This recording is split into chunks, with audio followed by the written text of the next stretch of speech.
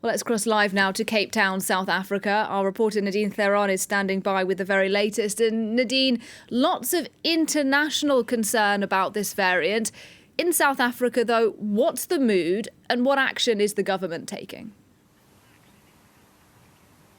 Yes, so South Africans were waiting with bated breath yesterday for President Cyril Ramaphosa to announce the government's actions in response to the new variant being discovered. But everyone was quite surprised when he didn't change any local coronavirus restrictions. And we still remain on level 1 of our coronavirus restriction plan.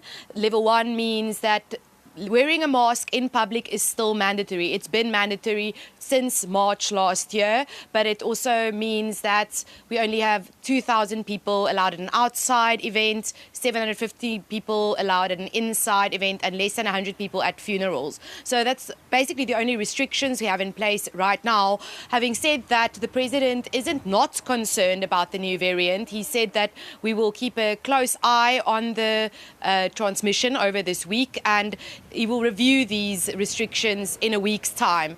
And local health authorities have said that they expect the transmission rate to have climbed a lot by the end of the week. So everything might change at the end of the week.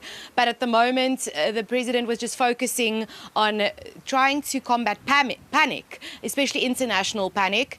And you have seen on the ground more and more South Africans are wearing masks at the moment. People are definitely scared.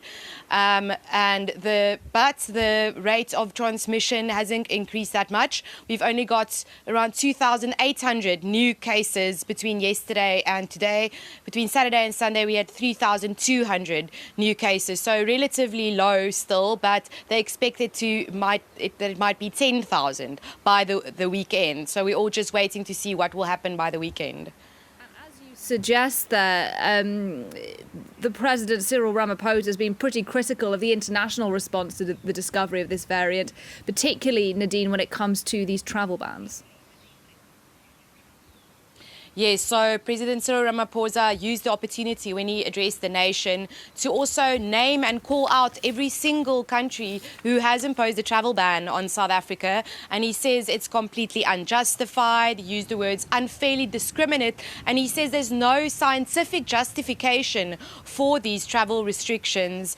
He actually said that it goes directly against what wealthy nations decided at the G20 summit in Rome last month, where the importance of the tourism industries in developing countries like South Africa was emphasized, and the G20 countries agreed that they would prioritize this.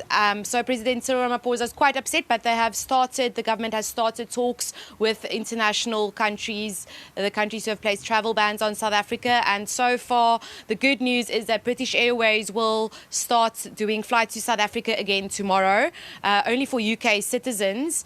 But that's one of the things that the government is trying to change, is that perhaps some of the flights could still go on, even though there might be restrictions on traveling. They're just hoping for lighter restrictions, or in some cases to lift the travel bans. They are still worried about the variant here. And like I said, they are reviewing it in a week's time. And President Cyril Ramaphosa said the national resurgence reaction plan is going to kick off soon, with the fear of a fourth wave being expected here quite soon, and hospitals are getting ready.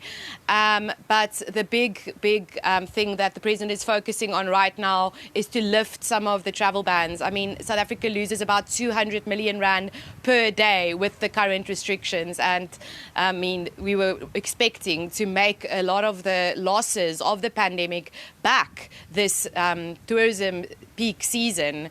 So the urgency really is on changing that. Nadine Theron for us there live in Cape Town. Thanks very much indeed.